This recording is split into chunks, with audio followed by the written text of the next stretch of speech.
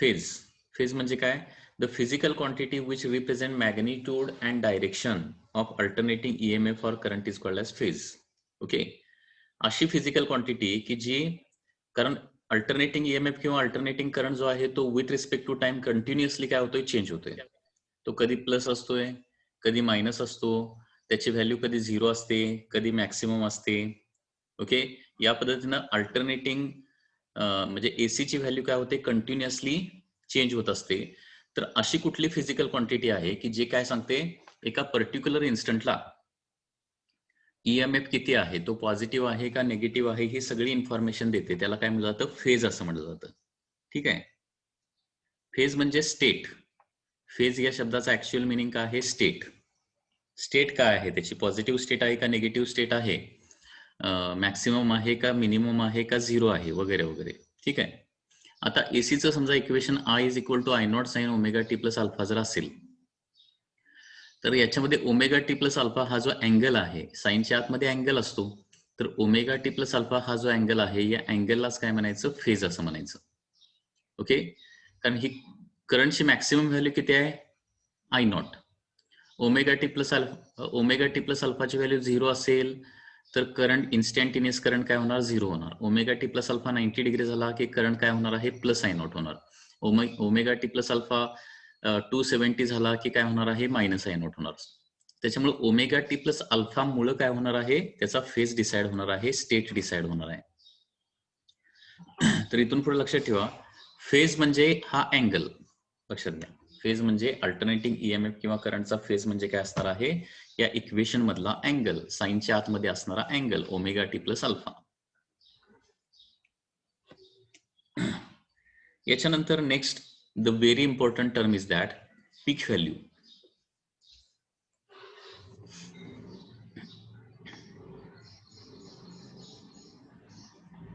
पीक value. तर peak value म्हणजे काय, कारण वन्स अगेन बघा, अल्टरनेटिंग EMF किंवा अल्टरनेटिंग करंट काय होतं, कंटिन्युअसली व्हॅरी होतोय. ठीक आहे. तर त्याची जी मॅक्सिमम व्हॅल्यू आहे, maximum value of alternating EMF और current is called as peak value.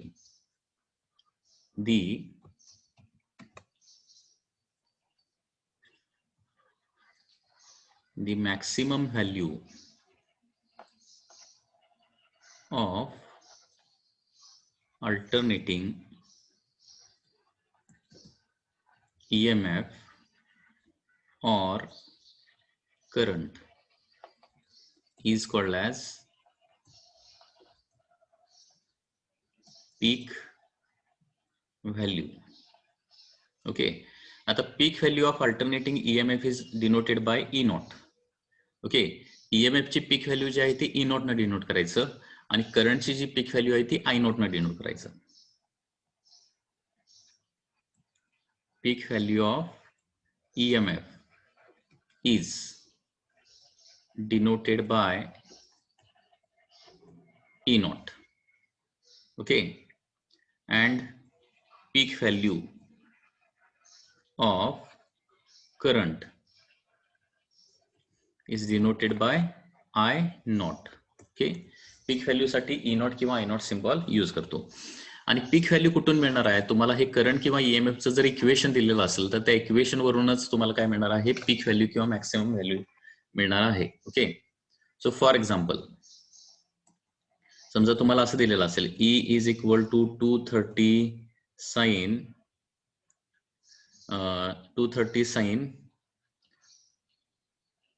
100 pi T plus 30, असं 30 किंवा पाय बाय 6 असं EMFचं सपोज इक्वेशन दिलेलं असेल. E is equal to 230 sine 100 pi T plus pi by 6 असं इक्वेशन असेल, तर या इक्वेशन नुसार पीक व्हॅल्यू किती येणार बघा. In above equation peak value is, इथे जी व्हॅल्यू असते ना, साईनच्या पुढे जी व्हॅल्यू असते ती पीक व्हॅल्यू असते. 230 volt is the peak value. हे झालं EMFचं इक्वेशन. तसं करंटचं इक्वेशन समजा असं असेल, I is equal to 5 cos, साईनच्या ठिकाणी कॉस पण असू शकतं, लक्षात घ्या, omega T minus pi by 2 असं जर असेल तर अकॉर्डिंग टू दिस इक्वेशन आणि पुढे एम्पियर वगैरे युनिट असेल तर काय होणार आहे, here peak value of current is 5 ampere. म्हणजे पीक व्हॅल्यू कशी काढायची, गिवन इक्वेशनचं कंपॅरिझन कडून पीक व्हॅल्यू काढायची असते. ठीक आहे.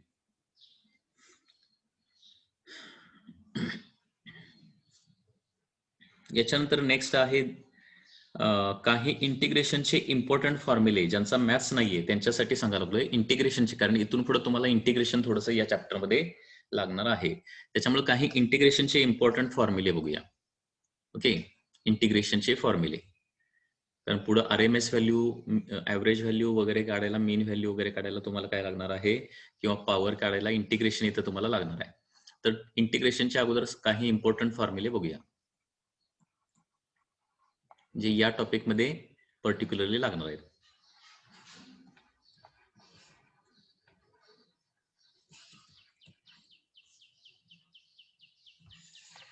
तर याच्यामध्ये फर्स्ट फॉर्म्युला आहे integration of sine omega T dt, limits are 0 to capital T. ओके, याचं सोल्युशन काय येणार, कारण हे तुम्हाला कंटिन्युअसली लागणार आहे. Integration of sine omega T dt, limits are 0 to t. मला सांगा साइन ओमेगा टीचं, ओके, साइन ओमेगा टीचं इंटिग्रेशन काय येतं माहिती असेल तर, हा, minus cos omega T divided by omega. कारण परत इथं ओमेगा टी आहे ना, त्याच्यामुळे हे थोडंसं आता काय करायचं, प्रॅक्टिस करून ठेवायचं माहिती नसेल तरी. आणि टाइम 0 टू टी आहे ना, सॉरी लिमिट्स काय 0 टू टी आहे. मग आता हे व्हॅल्यू ठेवून बघूया काय ते. -1 बाय ओमेगा बाहेर काढतो, -1 बाय ओमेगा. सुरुवातीला अप्पर लिमिट ठेवूया, म्हणजे काय होणार आहे, cos omega capital T minus cos 0 होणार, बरोबर आहे ना.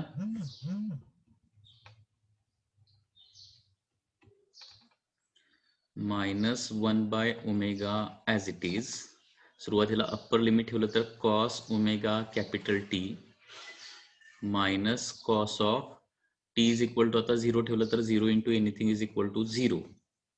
त्याच्यामुळे हे आन्सर किती येते बघा आता, is equal to -1 by omega as it is cos omega म्हणजे 2 पाय बाय कॅपिटल टी ठेवूया इंटू टी मायनस कॉस 0 म्हणजे 1, म्हणजे -1 बाय ओमेगा. आता टी टी कॅन्सल, कॉस 2 पाय किती असतं, कॉस 2 पाय 1 असतं, -1 म्हणजे ही व्हॅल्यू येते 0.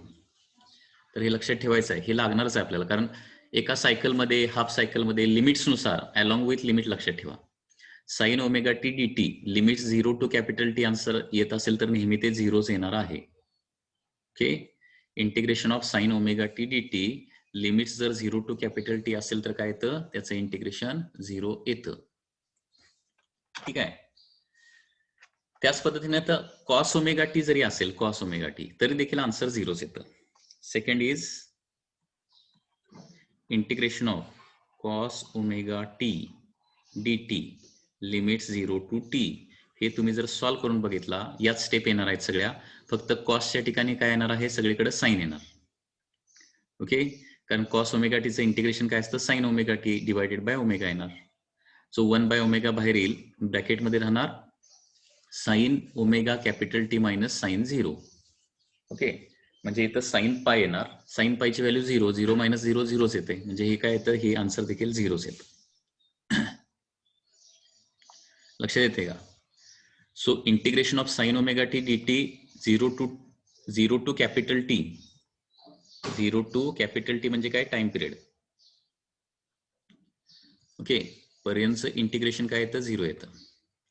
तसं थर्ड इम्पॉर्टंट इंटिग्रेशन जे या चॅप्टरमध्ये लागणार आहे, म्हणजे पर्टिक्युलरली या चॅप्टरमध्ये जे इंटिग्रेशनचे फॉर्म्युले लागणार आहेत ते सॉल्व्ह करून आपण अगोदरच व्हॅल्यू काढायला लागलोय, म्हणजे तुम्हाला पुढे काय प्रॉब्लेम येणार नाही. ओके,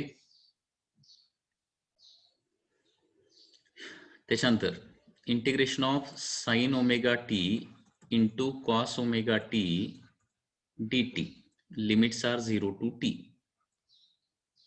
हे कसं सॉल्व्ह करायचं, sine omega T into cos omega T D T. मॅथ्सचे स्टुडंट जरा सांगा माहिती असेल तर.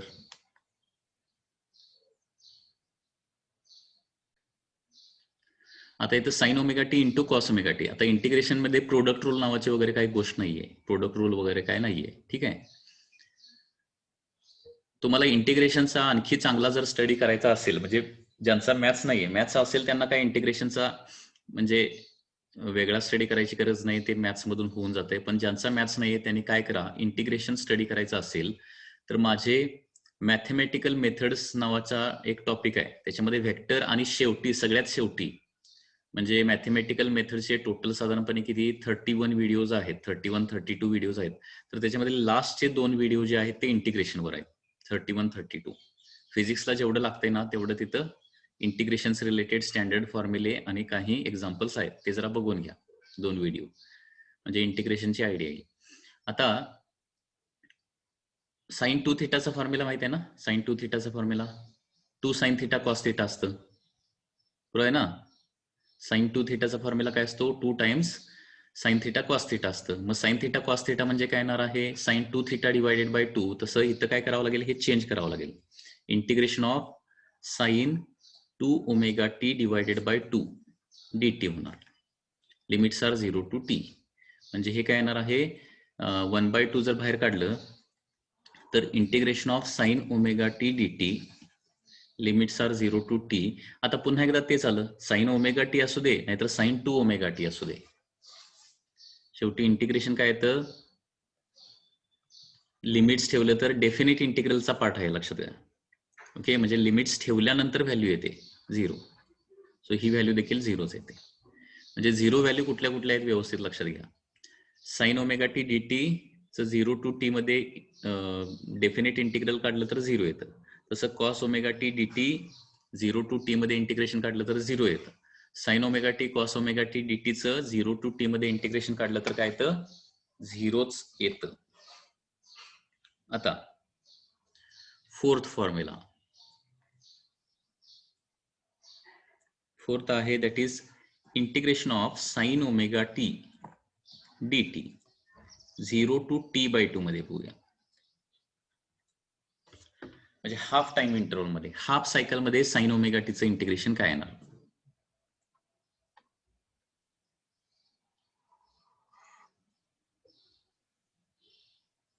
Okay, sine omega T D T 0 to t/2 चं इंटिग्रेशन काय येणार आहे. आता पुन्हा एकदा बघा, हे ज्यांना इंटिग्रेशन अजिबातच माहित नाही त्यांनी हे थोडंसं ऍज इट इज लक्षात ठेवलं किंवा सगळं लक्षात ठेवण्याऐवजी फक्त नुसतं आन्सर जरी लक्षात ठेवलं तरी पण चालतं, किंवा हे प्रॅक्टिस करा, 1-2 वेळा प्रॅक्टिस केलं की हे पाठच होऊन जातं. ठीक आहे. आता पुन्हा एकदा साइन ओमेगा टीचं इंटिग्रेशन काय येणार आहे, minus cos omega T divided by omega. Limits आता मात्र 0 to कॅपिटल टी नाही आहेत, 0 to t/2 आहेत. ठीक आहे. मग आता पुन्हा एकदा इथं जर आपण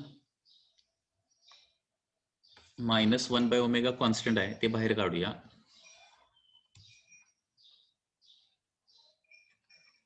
-1/ओमेगा कॉस ओमेगा टी चे लिमिट्स आहेत 0 to t/2. ठीक आहे. आता हे व्हॅल्यू ठेवूया, -1/ओमेगा ऍज इट इज. सुरुवातीला कॉस ओमेगा अप्पर लिमिट ठेवलं, टीच्या ठिकाणी t/2 ठेवावं लागेल. मायनस टीच्या ठिकाणी 0 ठेवलं तर कॉस 0 येणार. म्हणजे -1/ओमेगा कॉस ओमेगा म्हणजे 2π/T असतं इंटू t/2 -1. आता 2 cancel, T cancel, cos pi येतं. कॉस पायची व्हॅल्यू किती असतं रे, -1. परत पुढं -1 आहे. सो याचं इंटिग्रेशन किती येणार, -1 -1 -2 आणि मायनस, म्हणजे 2/ओमेगा येणार. Okay. So sine omega T D T half cycle मध्ये इंटिग्रेशन घेतलं, पूर्ण सायकल मध्ये इंटिग्रेशन घेतलं तर 0 येतं, हाफ सायकल मध्ये इंटिग्रेशन घेतलं तर 2/ओमेगा येणार आहे. ओके, 2/ओमेगा. किंवा टीच्या स्वरूपात टाइम पिरियडच्या स्वरूपात लिहायचं झालं 2 डिवायडेड बाय ओमेगा म्हणजे 2 पाय बाय टी. ओके, म्हणजे काय होणार आहे टी बाय पाय येणार, टी बाय पाय.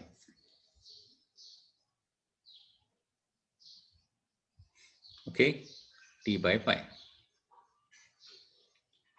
त्याच्यानंतर फिफ्थ इम्पॉर्टंट इंटिग्रेशन, म्हणजे अल्टरनेटिंग करंट मध्ये एवढे इंटिग्रेशन तुम्हाला लागणारच आहेत, त्याच्याशिवाय हा टॉपिक कळतच नाही आणि प्रॉब्लेम सॉल्व्ह होत नाही. ओके, म्हणून ते अगोदरच घेतोय. नेक्स्ट आहे अल्टरनेटिंग करंटचा नवीन सिनॉप्सिस पाठवलाय का, पूर्ण एडिट केलाय, म्हणजे हे फॉर्म्युले वगैरे टाकून. अगोदरचा जुना असेल बहुतेक, कलरफुल आहे, नवीन पाठवलेला नाही ना.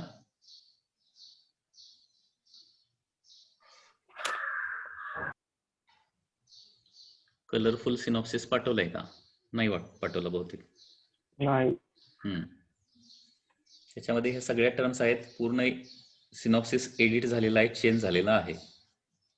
हा, next number 5 that is integration of sine square omega T dt. Limits are 0 to capital T, म्हणजे वन टाइम पिरियड वर वन सायकल 0 to कॅपिटल टी, एक टाइम पिरियड म्हणजे एक सायकल. आता इथं साइन ओमेगा टी नाही, साइन स्क्वेअर ओमेगा टी आहे dt. ओके, आता साइन स्क्वेअर ओमेगा टीचा डायरेक्ट कुठला फॉर्म्युला नाहीये, ते साइन किंवा कॉसच्या टर्म मध्ये कन्वर्ट करावं लागेल. ठीक आहे, साइन स्क्वेअर ओमेगा टीचं कुठला फॉर्म्युला आहे का मॅथमॅटिक्स मध्ये, ट्रिग्नोमेट्री मध्ये, जो साइन किंवा कॉस मध्ये कन्वर्ट करेल, माहिती आहे का? 1 minus cos square omega.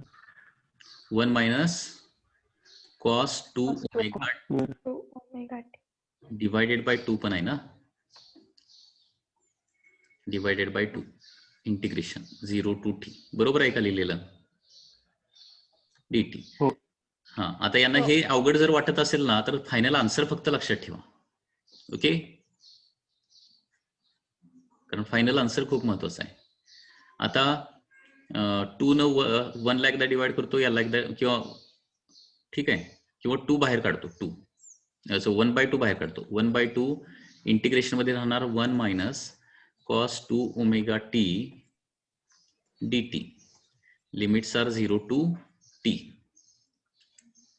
ठीक आहे, तर त्यासाठी तुम्हाला sine 2 theta, cos 2 theta, tan 2 थिटाचे फॉर्म्युले सगळे पाठ पाहिजे बघा, त्याच्यावरून हे सगळे फॉर्म्युले येतात. साइन 2 थिटा म्हणजे 2 sine theta cos theta. Okay, cos 2 theta म्हणजे काय असतं, cos 2 theta is equal to sine square theta minus cos square theta असतं ना, का cos square theta minus sine square theta असतं, cos square theta minus sin square theta. Cos square Cos theta theta minus sin square theta. Sine square theta, त्याच्यावरून ते relation येते, लक्षात घ्या. हे बघा, हे रिलेशन कुठून आलं ते मी तुम्हाला सांगतो. त्याच्यासाठी हे फंडामेंटल फॉर्म्युले आहेत, साइन 2 थिटाचा फॉर्म्युला, कारण हे फिजिक्स मध्ये लागतात. कॉस 2 थिटाचा फॉर्म्युला, हे दोन फॉर्म्युले तरी इम्पॉर्टंट आहे. साइन 2 थिटा म्हणजे 2 times sine theta into cos theta असतं, आणि कॉस 2 थिटाचा फॉर्म्युला असतो cos square theta minus sine square theta. ठीक आहे, आपल्याला साइन स्क्वेअरचा फॉर्म्युला पाहिजे. मग कॉस स्क्वेअर थिटा म्हणजे परत मी काय लिहू शकतो, 1 मायनस साइन स्क्वेअर थिटा असतं, कॉस, कारण sine square plus cos square म्हणजे 1 असतं ना. 1 minus sine square theta minus sine square theta as it is. त्याच्यामुळे 1 मायनस 2 साइन स्क्वेअर थिटा म्हणजे काय असतं, कॉस 2 थिटा असतं. मग हे 2 साइन स्क्वेअर थिटा LHS ला आणलं तर 2 sine square theta is equal to 1 minus cos 2 theta होणार, and therefore sine square theta असतं 1 minus cos 2 theta divided by 2, असं ते येते साइन स्क्वेअर थिटा. तसंही ठेवलं येतं, sine square omega T dt is equal to 1 minus cos 2 omega T divided by 2. म्हणजे basically sine 2 theta आणि कॉस 2 थिटाचे फॉर्म्युले रिपीटेडली आपल्याला रे ऑप्टिक्स मध्ये किंवा आणखी इतर टॉपिक मध्ये लागतात. त्यामुळे साइन 2 थिटा आणि कॉस 2 थिटाचे फॉर्म्युले लक्षात ठेवा. हे sine two theta cos two थिटाचे फॉर्म्युले कुठून आले माहिती आहे ना? हा बेसिक पार्ट आहे, लक्षात घ्या, फिजिक्स साठी थोडासा लागणार. साइन ए प्लस बी चा फॉर्म्युला आठवतोय का? साइन ए प्लस बी. साइन ए प्लस बी असतं sign A cos B plus cos A sine B, बरोबर आहे ना? हा, आता साइन टू ए म्हणजे काय होणार? साइन टू ए म्हणजे साइन ए प्लस ए, म्हणजे sign A cos A sign ए, म्हणजे काय येतं त्याच्यामुळे साइन टू ए काय येणार आहे? ह्या दोन्ही term sine A cos A होणार ना, म्हणजे 2 times sine A cos A, म्हणजे sine two theta is equal to 2 sine theta cos theta. या फॉर्म्युल्यावरून हा फॉर्म्युला आलाय साइन टू थिटाचा. तसंच कॉस ए प्लस बी चा देखील एक फॉर्म्युला आहे, कॉस ए प्लस बी. तर त्याचा फॉर्म्युला असतो cos A cos B minus sign A sine B. हे काही ट्रिग्नोमेट्रिकचे बेसिक फॉर्म्युले तुम्हाला माहिती पाहिजेत. परत कॉस टू ए जर काढायचं असेल, म्हणजे कॉस ए प्लस ए काढायचं असेल तर काय होणार आहे? इथं cos A into cos A minus sign A into sine ए, म्हणजे काय येणार आहे? कॉस स्क्वेअर ए मायनस साइन स्क्वेअर ए येतं. दॅट इज कॉस टू ए.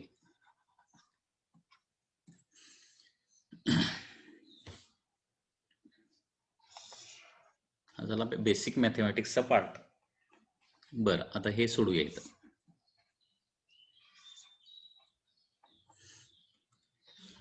आता integration of sine square omega T D T, limits are 0 to capital T. Okay, half as it is. आता integration of 1 एकदा घ्यावं लागेल, minus integration of cos two omega T घ्यावं लागेल. Integration of 1 काय येणार सांगा? इंटिग्रेशन ऑफ 1 डी टी म्हणजे फक्त टी येणार. याला लिमिट्स आहेत 0 टू कॅपिटल टी. ओके, आणि इंटिग्रेशन ऑफ कॉस असू दे नाही तर साइन असू दे, लिमिट्स 0 टू टी असेल तर 0च येतं ना, त्याच्यामुळे हे काढायचीच गरज नाही.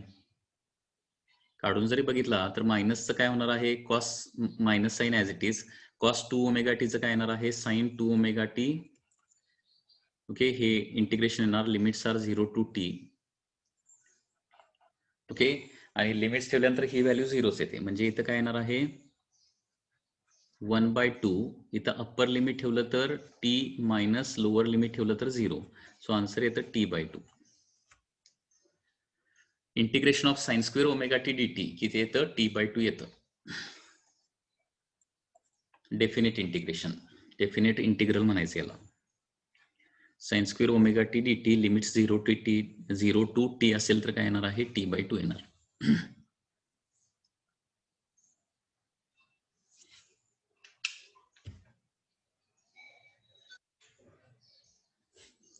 तसं सिमिलरली कॉस स्क्वेअर ओमेगा टीचं डेरिव्हेटिव्ह इंटिग्रेशन घेतलं, cos square omega T D टीचं इंटिग्रेशन घेतलं तर ते देखील सॉल्व्ह केल्यानंतर आन्सर काय येतं? t/2 येतं. नंबर 6,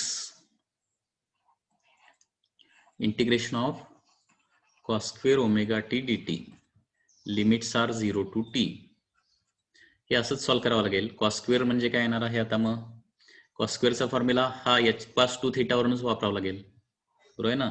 कॉस टू थिटाचा फॉर्म्युला काय आहे? Cos square theta minus sine square theta. अगोदर साइन स्क्वेअर थिटा म्हणजे 1 मायनस कॉस स्क्वेअर थिटा ठेवा, म्हणजे फॉर्म्युला या पद्धतीनेच डेरिव्हेशन होईल आणि आन्सर काय येणार आहे? t/2 येणार. t/2. ओके, तर हे 6 फॉर्म्युले इम्पॉर्टंट आहेत. Sign omega T cos omega T पूर्ण सायकल मध्ये इंटिग्रेशन घेतलं तर 0च येतं, आणि साइन ओमेगा टी किंवा कॉस ओमेगा टीचा हाफ सायकल मध्ये इंटिग्रेशन घेतलं, हाफ सायकल मध्ये, तर t/π येतं. t/π. आणि साइन स्क्वेअर ओमेगा टी किंवा कॉस स्क्वेअर ओमेगा टीचं इंटिग्रेशन पूर्ण सायकल मध्ये घेतलं तर ते t/2 येतं. t/π आणि t/2 हे नंबर जरा लक्षात ठेवा व्यवस्थित. बाकीच्या ठिकाणी 0च आहे. जस्ट साइन ओमेगा टीचं किंवा कॉस ओमेगा टीचं 0 टू टी मध्ये किंवा sign omega T into cos omega टीचं 0 टू टी मध्ये, म्हणजे कंप्लीट सायकल मध्ये इंटिग्रेशन 0च आहे. आणि साइन ओमेगा टीचं हाफ सायकल मध्ये इंटिग्रेशन किती येतं? हाफ सायकल मध्ये t/π येतं. आणि साइन स्क्वेअर ओमेगा टीचं फुल सायकल मध्ये 0 टू कॅपिटल टी म्हणजे फुल सायकल मध्ये इंटिग्रेशन येतं t/2.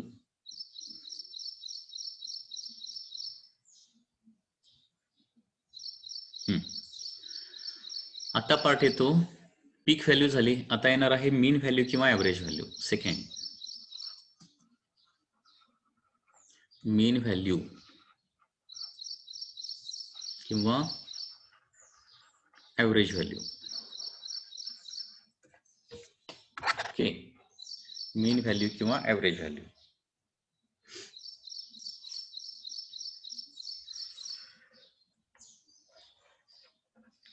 आता मीन व्हॅल्यू म्हणजे काय, तर mean value of AC is defined as mean value of AC is, आता जनरल डेफिनेशन माहिती आहे ना, current is nothing but charge divided by time. Total charge divided by total time interval, म्हणजे किती time मध्ये किती चार्ज फ्लो झाला, बरोबर आहे ना, त्याला काय म्हणणार आपण, करंट म्हणणार. परंतु तो कुठला करंट असतो, ऍव्हरेज करंट असतो, average current. Okay, so mean value of alternating current is defined as, mean value of alternating current is defined as, okay, it is the defined as the ratio of काय येणार आहे, charge flown to time interval.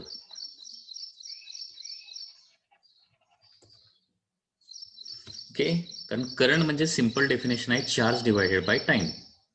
ठीक आहे, किती charge flow झाला divided by किती time त्याच्यासाठी लागला, त्यालाच काय म्हणणार आपण, ऍव्हरेज व्हॅल्यू ऑफ करंट म्हणणार. आणि तीच इथे डेफिनेशन वापरली, mean value of alternating current. Okay, आता मीन व्हॅल्यू किती येते ते काढून बघूया. सो मीन व्हॅल्यूचा फॉर्म्युला काय येणार बघा. सो मीन व्हॅल्यूला आय मीन असं आपण म्हणू शकतो. I mean is equal to Q divided by काय करावं लागेल, टी करावं लागेल. आता क्यू बाय टी, क्यू म्हणजे किती येणार आहे, integration of I D T येणार, कारण इथं व्हेरिएबल करंट आहे. विथ रिस्पेक्ट टू टाइम काय होते, करंट चेंज होते. कारण हे बघा, I is equal to Q by T असतं किंवा D Q by D T असतं. I is equal to D Q by D T.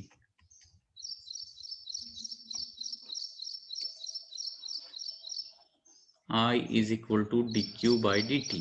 So D Q म्हणजे आय डी टी येणार, डी क्यू म्हणजे आय डी टी, आणि Q म्हणजे integration of I D T येणार. लक्षात येते मी काय सांगतोय, D Q is equal to I into D T येणार. टोटल चार्ज करण्यासाठी डी क्यू म्हणजे स्मॉल चार्ज, टोटल चार्ज करण्यासाठी इंटिग्रेशन घ्यावं लागेल ना, integration of I D T. Total time म्हणजे इंटिग्रेशन ऑफ डी टी. हा मीनचा फॉर्म्युला झाला. हा मीनचा फॉर्म्युला कधी विसरायचा नाही. मीनचा फॉर्म्युला काय असतं, integration of I D T upon integration of D T. किंवा मीन व्हॅल्यू ऑफ अल्टरनेटिंग ईएमएफ काढायचा असेल तर तोच फॉर्म्युला येणार, similar formula, integration of E D T upon integration of D T. हे फॉर्म्युले कसे आले ते लक्षात येते काय बघा. करंट म्हणजे charge divided by time. Charge किती फ्लो होणार, हा व्हेरिएबल करंट असल्यामुळे इंटिग्रेशनच वापरावं लागेल. Integration of I D T म्हणजे चार्ज येतं. टोटल टाइम म्हणजे integration of total time, integration म्हणजे समेशन ना, डी टी. ओके, तसंच मीन व्हॅल्यू ऑफ ईएमएफचा फॉर्म्युला असतो integration of E D T upon integration of D T. आता काय करूया, मीन व्हॅल्यू ओव्हर कम्प्लीट सायकल काढून बघूया. मीन व्हॅल्यू ओव्हर कम्प्लीट सायकल.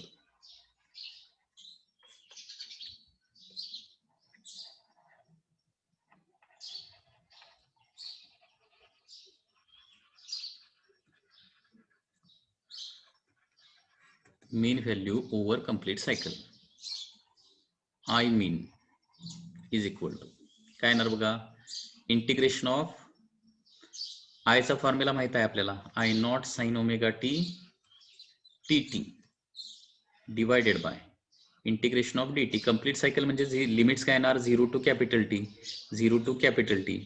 ठीक आहे, आता आय नॉट कॉमन येईल, इंटिग्रेशन ऑफ काय येणार, sine omega T D T येणार. Limits are 0 to T divided by integration of D T म्हणजे टी येणार ना, आणि लिमिट्स ठेवले तर हे कॅपिटल टीच येणार इथं. ओके, एका सायकलचा टाइम किती असतो, इंटिग्रेशन ऑफ टाइम म्हणजे टोटल टाइम. एका सायकलचा टोटल टाइम किती असतो, टी असतो. आता हे ऑलरेडी बघितलंय. हे सांगा रे, साइन ओमेगा टी डीटीचं इंटिग्रेशन 0 to t या इंटरव्हल मध्ये किती असतं? 0. हा, म्हणून एका कम्प्लीट सायकलवर अल्टरनेटिंग करंटची व्हॅल्यू काय असते? 0 असते.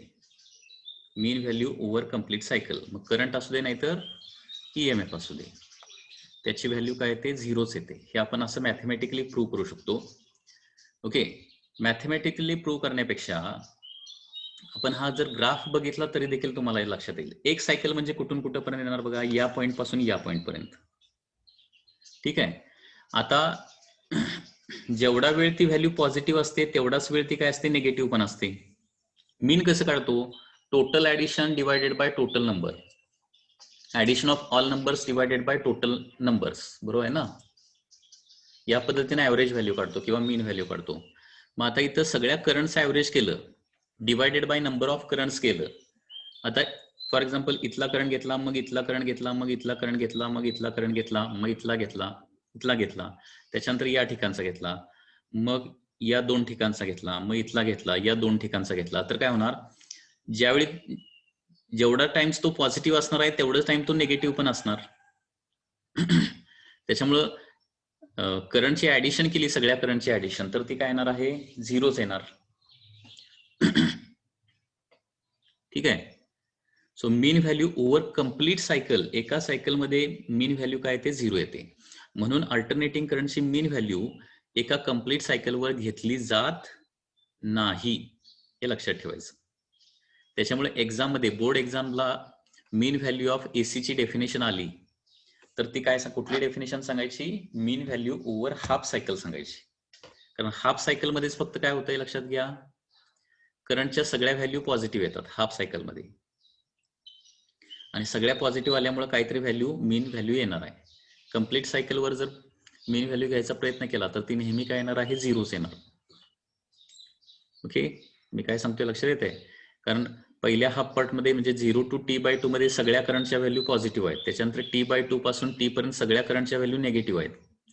ओके, सगळ्या व्हॅल्यूची ऍडिशन केली तर काय होणार आहे? पॉझिटिव्ह निगेटिव्ह सगळं कॅन्सल आउट होणार.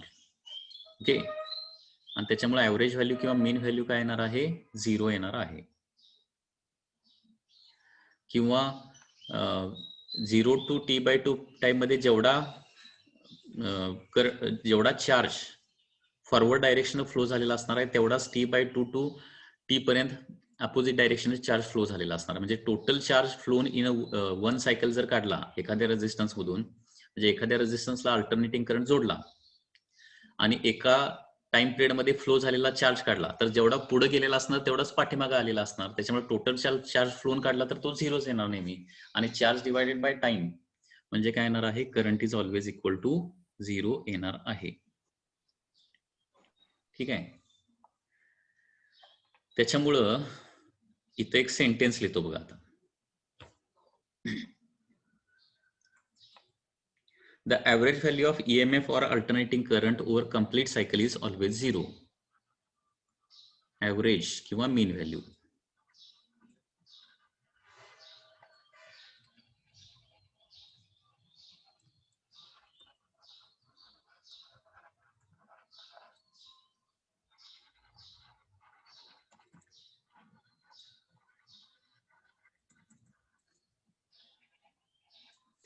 Average value or mean value of alternating current or EMF is 0 over complete cycle. Complete cycle वर 0 येते, and therefore mean value of alternating EMF is calculated over half cycle only. Therefore mean value of alternating EMF or current is calculated over half cycle only. Half cycle only. Okay, मग half cycle वर आता किती येणार? So therefore आता mean value वर half cycle काढूया आणि तीच आता लक्षात ठेवायची. मीन व्हॅल्यू ओव्हर हाफ सायकल. म्हणून मगाशी t/2 पर्यंत पण आपण इंटिग्रेशन केलंय बघा. म्हणजे काय होणार आहे, आय मीन आता ओव्हर हाफ सायकल, म्हणजे इंटिग्रेशन ऑफ काय येतं, आय डी टी येतं ना. Integration of I D T म्हणजे I naught sine omega T D t. Okay, limits are 0 to t/2 divided by half सायकलचा टाइम म्हणजे किती, t/2 डायरेक्ट लिहू शकतो. इंटिग्रेशन ऑफ dt म्हणजे तेवढ्या वेळ, तेवढा total time t/2.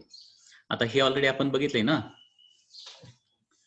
Half cycle वरचं इंटिग्रेशन घेतलं तर ते किती येतं, I naught is a constant as it is. ठीक आहे, साइन ओमेगा टी डीटीचं इंटिग्रेशन 0 to t मध्ये किती येतं रे, म्हणून ते इंटिग्रेशन अगोदर सोडवून घेतले आपण. ओव्हर हाफ सायकल किती येतं, हे बघा, साइन ओमेगा टीचं इंटिग्रेशन 0 to t/2 मध्ये t/π येतं. हा नंबर एक लक्षात ठेवावा लागेल तुम्हाला, t/π. t/π divided by t/2. T cancel होणार, 2 न्यूमरेटरला जाणार, पाय खाली येणार. So mean value over the half cycle येते I naught by 2π, sorry 2I naught by pi. So mean value किती येते, 2I नॉट बाय पाय येते. Similarly mean value of EMF किती येते, तसंच येणार आहे इंटिग्रेशन केलं तर 2E नॉट बाय पाय. 2E नॉट बाय पाय येणार आहे.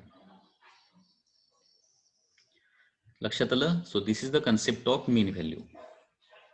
पीक व्हॅल्यू म्हणजे जस्ट I नॉट किंवा E नॉट, आणि मीन व्हॅल्यू ओव्हर कम्प्लीट सायकल 0 येते, आणि मीन व्हॅल्यू ओव्हर हाफ सायकल किती येते, 2I नॉट बाय पाय किंवा 2E नॉट बाय पाय. हे लक्षात ठेवावं लागेल, कारण